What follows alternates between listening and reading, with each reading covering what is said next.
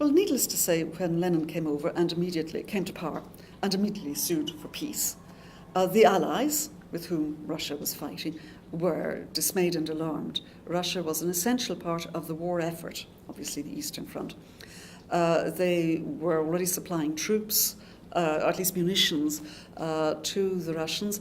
But essentially what it prompted, Lenin's pulling Russia out of war, as he does in the beginning of 1918, was to incite intervention. And intervention would have, so most of the great powers, in fact, ultimately have troops on the ground. The French, the British, the Japanese, the Americans, and they become a factor in the Russian Civil War that soon breaks out.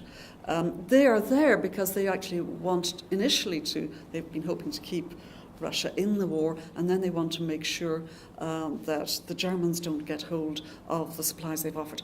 That's one dimension of it. Perhaps more fundamental is, in terms of the long-term politics as they play out in the interwar period, is the fear of the Red Menace, these complete extremists as they come to power, and their conception of revolution, which isn't just a political revolution, it's a social and indeed cultural revolution. Every form of radicalism is going to be practiced in early years of Bolshevik takeover in the areas that they actually control.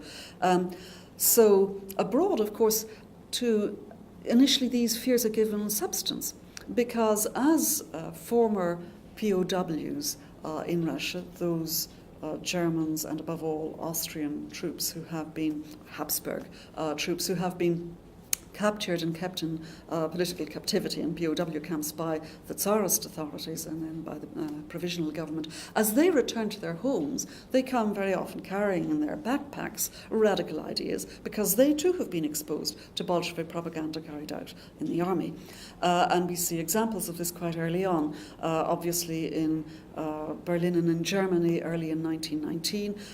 There's also more or less contemporaneously a kind of quasi-Bolshevik revolution in Hungary under Bela Kun in 1919. So this seems like the possibility of the spread of a kind of Leninist revolution to the heartland of Europe. This seems, especially in 1918, when the Central Powers and the old dynasties are toppled, it seems like a real possibility. And that does much to set up the structure of politics, if you like, in the interwar period.